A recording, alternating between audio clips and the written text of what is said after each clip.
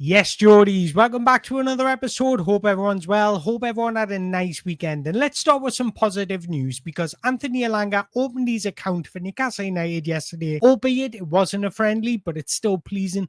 That'll just help settle the nerves for the guy and just integrate in the squad a lot better. Secondly, we looked a lot more sharper, positive against Arsenal than we did against Celtic, so it goes to show signs are improving. But thirdly, there was no Alexandxer Isak, and we know there's not going to be an Alexandxer Isak out in Singapore, and it looks like the move to Liverpool will happen. So in this video, we're going to be talking about the Alexandxer Isak situation. Now, I know everybody's sick to death of speaking about it, and I am as well. I just wanted to get it over and done with. I want him to move, and I want us to really kick on and build our squad ready for next season. That's what I want to happen. But I want to talk about what goes on behind the scenes a little bit and proof that Liverpool are trying to use the social media to build up this transfer and how they are trying to be cute and clever and sign in Alexandxer Isak. And then on top of that, I want to talk about why the Yoane Wissa situation is slightly different, and Newcastle are approaching that differently to how Liverpool are approaching it. Then we all know Newcastle United are in talks for Benjamin Šeško, but should we double raid RB Leipzig? Maybe a double raid for Benjamin Šeško and Loïs Openda? And if that was to happen, what would Loïs Openda bring? Firstly, let's talk about why do I think Alexandxer Isak will leave Newcastle United. Well, this is happening. I've been consistent in saying if Liverpool get rid of Luis Diaz or Darwin Núñez, then they will make an approach for Alexandxer Isak. And that's been confirmed by Fabrizio Romano, who said Liverpool are prepared to go big for Alexandxer Isak after Luis Diaz sale done. Isak is keen on the move and not even in talks with Saudi clubs, only Liverpool. Now, those words are interesting, aren't they? Because in talks with Liverpool, despite Newcastle not giving the green light for them to approach Isak. So what exactly have Liverpool done to turn Isak's head? And the first thing I want to say is Liverpool know exactly what they're doing this window. They understand the consequences of media talk and reporting surrounding Alexandxer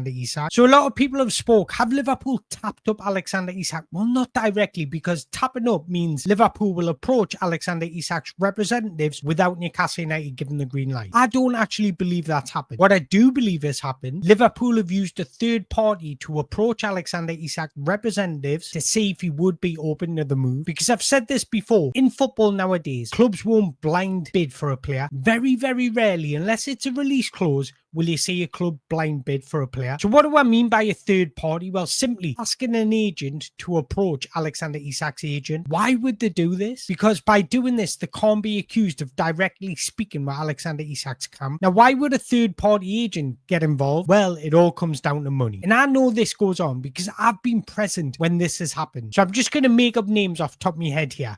Let's say Alexandxer Isak's agent is called Clive, but Liverpool have got a good relationship with an agent called Dave. Dave and Clive are good friends. So Liverpool will approach Dave and say, will you get in touch with Clive and ask if Alexandxer Isak is interested in coming to Liverpool? This is what we can offer him. We can sell him the world. And that means Liverpool have not directly approached Clive, but used a third-party source. Now, the third-party source is sitting there thinking, yes, I'm in the money here, because if I play a part in this deal getting done, I'm going to get paid somewhat or another. Might not get paid as much as Clive, but Dave will get paid. So it's in with his best interest to make this deal happen. And all he has to do is probably make one or two phone calls. And that is exactly what goes on. But on top of that, you'll also have Isak's agent in Liverpool going to accounts like Fabrizio Romano and others to ramp up this transfer talk. Because I've said this before, once a candle is lit, it turns into flames. Once Fabrizio Romano tweets about Alexandxer Isak going to Liverpool, then you've got Sky tweeting about it, and then you've got Ben Jacobs tweeting about it, and then you've got Ornstein tweeting about it, and then you've got fans tweeting about it, and then it goes viral. And that is how it's built up. And I know for a fact this goes on. I'm not big on social media. I've got 27,000 followers. That is nothing in comparison to these big accounts. And even I've had agents approach me saying, can you market our young talent to put them in the spotlight for big clubs? Because I know, and they know, big clubs follow my account, because my account is all built on finding the next gems, talking about those next superstars. So I get agents often DMing me saying, can you tell me about the next superstar?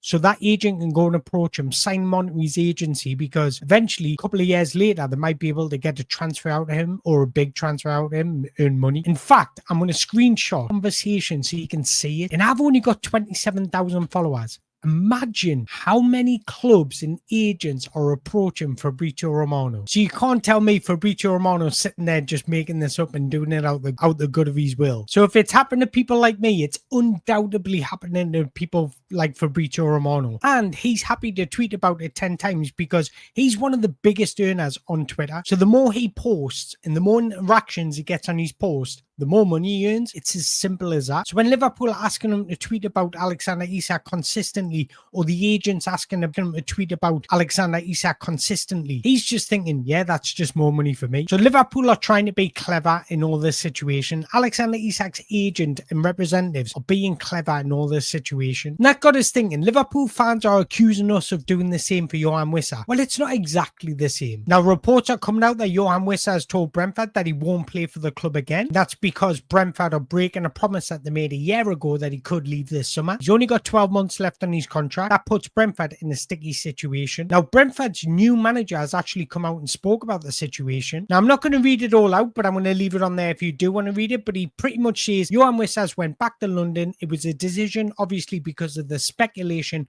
of his move to Newcastle United. It's simple, really. He folds back in with the group once we return from pre-season. So what he's saying is Yoane Wissa's gone to clear his head. Once his head's clear and Brentford have convinced him to stay, he'll come back in the squad. Now, have Newcastle United tapped up Yoane Wissa? Not officially, because we've actually bid for the player, and the bid is what turned the player's head. So the difference is Liverpool have turned Alexandxer Isak's head without officially making a bid. That's the difference. But if I'm being honest, tapping up happens all the time in football, and it's nothing new. It's been going back years, but it's just more obvious now that social media is involved. So you're probably sitting there thinking, well, why aren't Liverpool just bidding for the player? Why are they waiting for the green light from Newcastle United? Well, it's simple, because Liverpool know that they're doing wrong. And by getting the green light from Newcastle from the outside looking in, it looks like they've complied and been respectful in this Alexandxer Isak situation. And secondly, if they want a green light for Alexandxer Isak, it shows that we're open to sell, which allows Liverpool to begin negotiations at a reduced fee.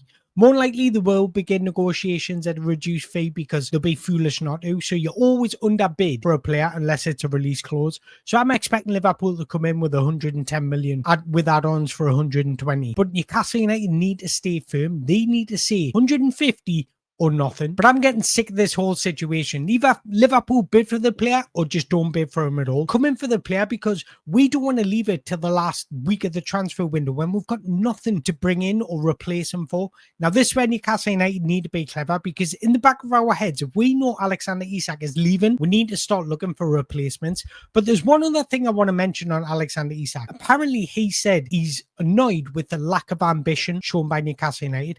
I absolutely disagree with that, because we've actually been over ambitious in this window. We went after João Pedro. We've competed with Chelsea, City, Arsenal, Liverpool, Man United for players. We're actually being over ambitious. It's not for the lack of ambition. It's not for the lack of trying. It's more for the lack of direction for the club. So there's two things that have got Alexandxer Isak to nick us in a twist. One, Liverpool are offering him the world. And two, let's be honest, behind the scenes at Newcastle United, it's absolutely a mess. But you can't sit there and say it's for the lack of ambition, because we've actually been ambitious in this window. Now, I must admit, I disagree with players refusing to train or refusing to play for the club, because it just doesn't sit well with me. Clubs have paid players handsomely. They've believed in that player and given him a contract, paid him well, and they need to honour that contract. They were brave enough to sign that contract. Wissa is still under contract for a year, so he shouldn't be refusing to play for Brentford. I understand the gentleman's agreement and I get that, but things can be calmed down just with a man-to-man conversation. Feel the same Alexandxer Isak, especially now that we put him in the spotlight to even get a move to Liverpool. We've improved him as a player. We've given him a platform to thrive in. Now, I had a comment from somebody asking to compare Alexandxer Isak when he first joined Newcastle United from his first season to last season. So I've done that for you guys. So we have definitely improved Alexandxer Isak as a player. So the blue metric is him in his very first season with Newcastle United, the 2022-23 season, and the red is now last season. As you can see, especially in the attacking output, he's become a more well-rounded, complete, and consistent performer. Now, who have you got to thank for that? Well, Newcastle United, Eddie Howe, and your teammates. So what I'm trying to say is just respect that. Conduct yourself in a professional manner, and honestly, players, fans will respect you a lot more. Manners, politeness, Professionalism costs nothing. It's okay to say you want to leave. That is absolutely fine. I've got no problem with that. It's when you're down tools and everything's crap and you don't train hard. But by doing all this, it's left Newcastle with an issue, because selling Isak now will show others that will have money to spend and rebuild, so they'll ultimately overvalue their assets. Obviously, Benjamin Šeško has a release clause and we're in talks with them, so they kind of bring up that release clause. But when it comes to finding other targets to build the squad, other clubs now know we will have close to 150 million to spend, but we'll have to move fast because we've got a squad to build. We need at least one right centre back, 2 midfielders, 2 strikers, and a goalkeeper if we can. But for me, goalkeeper's not a priority anymore. I think we could deal with Nick Pope for 1 more year, but I think the other 5 signings are essential. But it looks like Newcastle and RB Leipzig and Benjamin Šeško's representatives talks are ongoing, as revealed days ago from Fabrizio Romano. Newcastle don't want to activate the release clause until they get the go-ahead from Benjamin Šeško. So now it's up to our negotiation tools to really make them believe in the project and where we want to go as a football club. But that did get us thinking. We do need 2 strikers, don't we? Yoane, Wissa, something's going on there. I do think it'll eventually get done. But could we raid RB Leipzig? Because RB Leipzig are prepared to offload 4-star players because they need to build money. They didn't qualify for any European football, so they're having a major squad overhaul this summer. According to reports in Germany, they're open to offers for 4 of their key players. Xavi Simons, who's likely to go to Chelsea,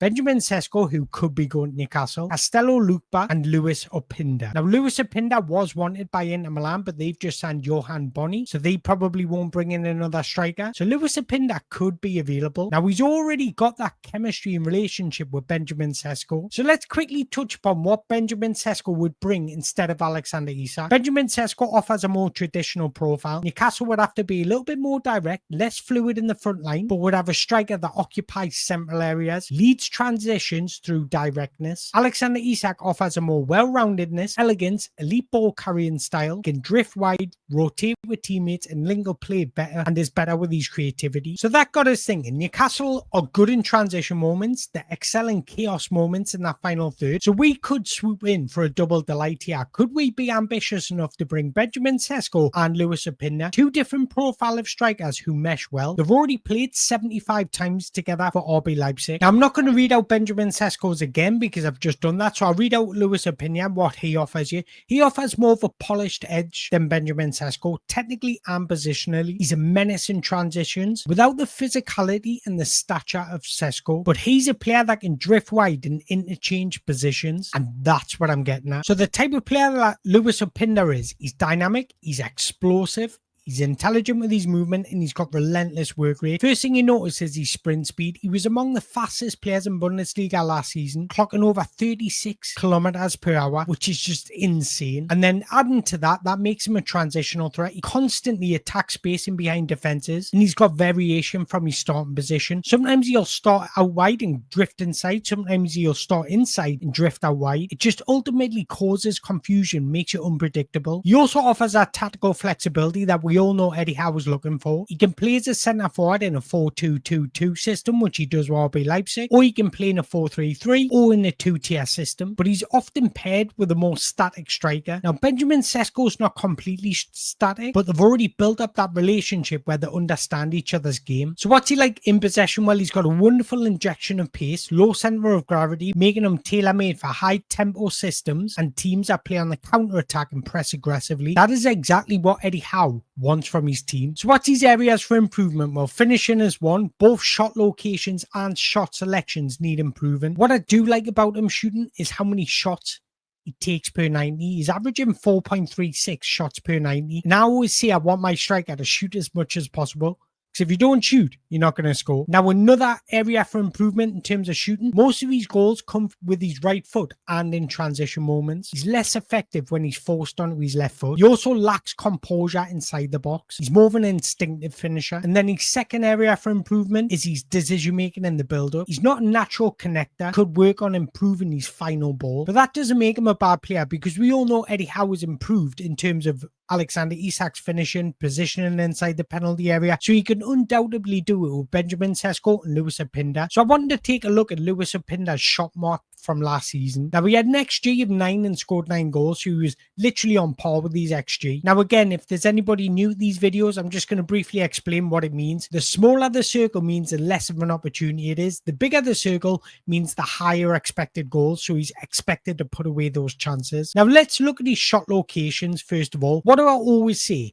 You want your striker to get in between the posts. Now, give Loïs Openda his credit. That was probably Benjamin Šeško's role, so he didn't want to take up Benjamin Šeško's place, so he had to get involved in the box in some way or another, and that's probably why he's shooting from those wider angles, so I expect that to happen. But what I am frustrated about is the amount of big circles that he hasn't scored from. I can easily see 5 or 6 big circles that he should be scoring. So in fact, based on last season, the position he gets in and the chances he's been serviced with, he should be overperforming his XG. And this is what I was talking about, bringing it down to composure in front of goal. So you would have to improve his shot locations, so maybe coming a bit more centrally so he has a bigger target to hit at, and that will undoubtedly improve his shot selections, so he hasn't just got a minimal chance of scoring. Does that make sense? Does in my head. So undoubtedly his finishing would have to improve. Having said that, during the 2023-24 season, he scored 24 Bundesliga goals, so he's definitely got it in the locker. He just needs to do it more consistently. So how does he compare to Benjamin Šeško, and what would they bring differently? And the biggest point I can take away from this is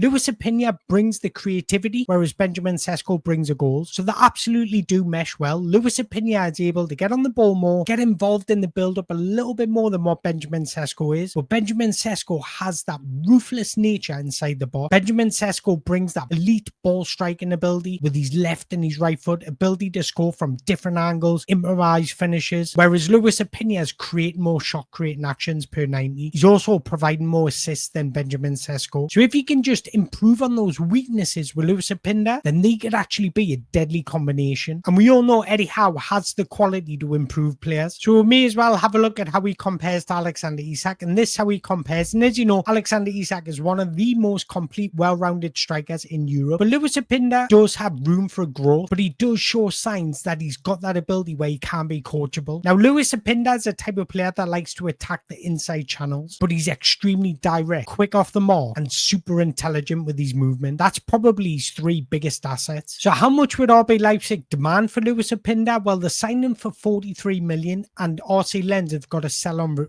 close. So I'm expecting RB Leipzig to demand about 60 million, which is quite hefty. But 60 million for a 24-year-old that scored 24 goals in the league last season, the season before, with inflation and the way the market is these days, that's to be expected. So then that got us thinking, who else could we sign? Now, I don't want to make this video too long, but there was somebody that has been on my mind for a while now. Now, he did have a knee injury surgery during 2023-24 season, missing 436 days and 66 games. Now, that's his only injury that he's had. So it's not like he's injury prone. There's a difference between being injury prone and having a long-term injury. Being injury prone means that you're getting loads of little nagging injuries that are keeping you out. But having one big injury is not being injury prone. It's just unlucky. And the player in question is Rafiu Durosimi, if I pronounce that correctly. Now, he's had 3 seasons with Victoria Pleasant, and he's had 32 goals assists in 31 starts. He's only 22 and he stands at 6'4".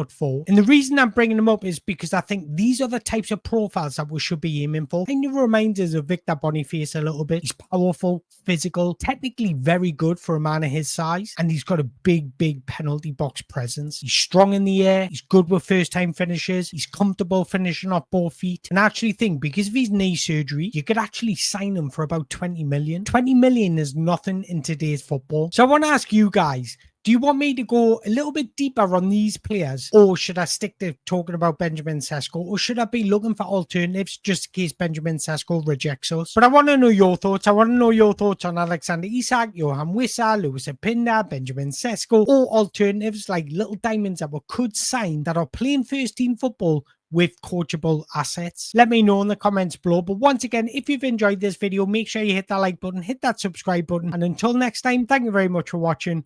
Away the lads.